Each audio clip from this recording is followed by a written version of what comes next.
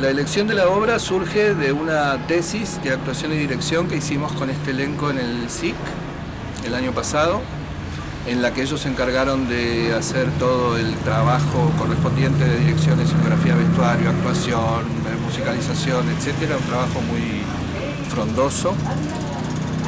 Y ante el entusiasmo que se produjo frente a este texto, que es extraordinario, bueno, surgió la posibilidad de que revisáramos ese proyecto, que en este caso yo me erigiera en director y dramaturgo del espectáculo, y que ellos asumieran el rol de actores como elenco únicamente.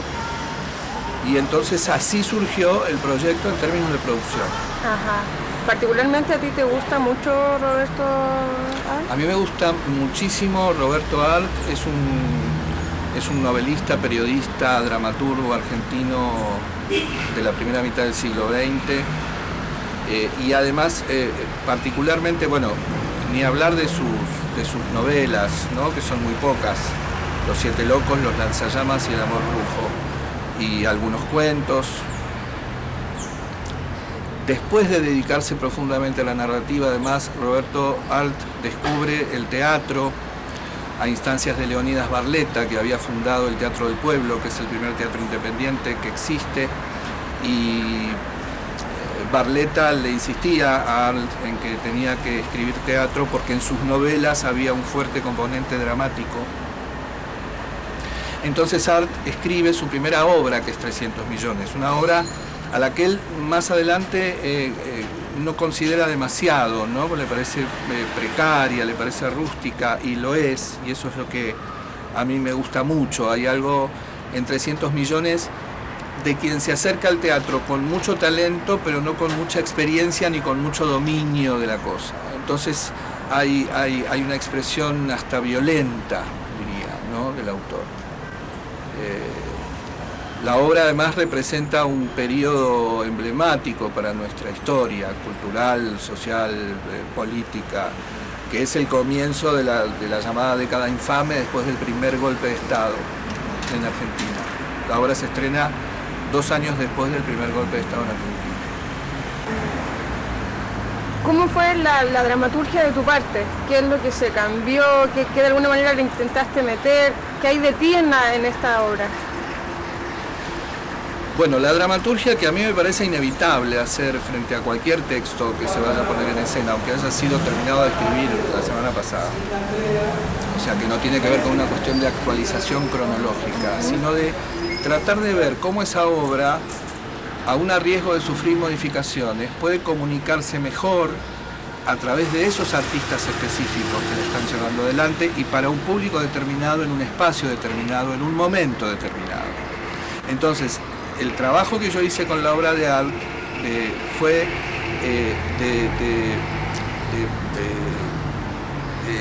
de integración al fenómeno concreto que estábamos atravesando con este grupo. En relación al espacio también que tenemos, ¿no? Yo no elegí el espacio en relación a una apuesta que ya teníamos, sino que quise, como trato de hacer siempre, que el espacio se eligiera sin que yo supiera cuál era, y encontrarme con él y tratar de integrarlo a la creación del espectáculo, ¿no? Y además esto fue muy nutritivo porque yo me imaginaba un espacio completamente distinto, y entonces el espectáculo que me imaginaba era absolutamente distinto del que terminó siendo, porque cuando llegué al espacio vi que eso que yo me imaginaba en ese espacio no podía existir. Entonces el espectáculo tiene la característica de que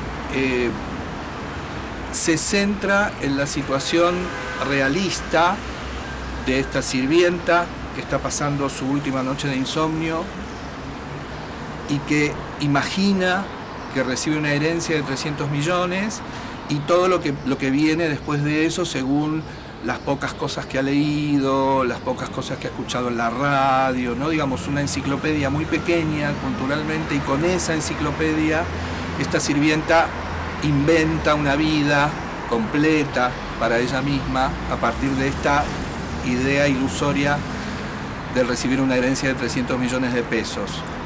Y en general en la obra y en todas las puestas que se han hecho, por lo menos las que yo conozco hasta ahora, se hace mucho hincapié en lo fantasmagórico, ¿no? En ese mundo onírico. Se trabaja sobre todo visualmente con la cuestión onírica, ¿no? Con los trajes estrafalarios y los efectos de luces y todo esto. Yo elegí el camino opuesto, digamos. Me centré en la situación de la sirvienta, en su cuartito pequeñito, por eso el espacio es muy chiquitito y el público está muy cerca de ella, y todo sucede casi de manera realista dentro de ese espacio.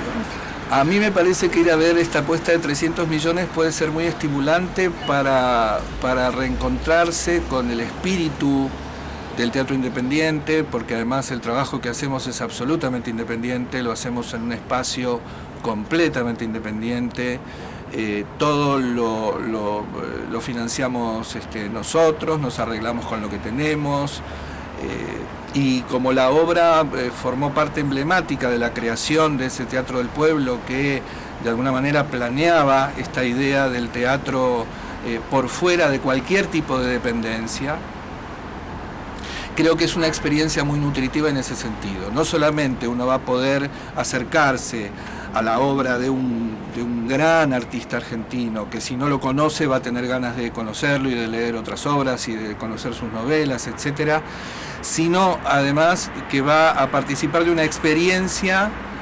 en la cual los artistas están expresándose en absoluta y total libertad, sin condicionamientos de ningún tipo.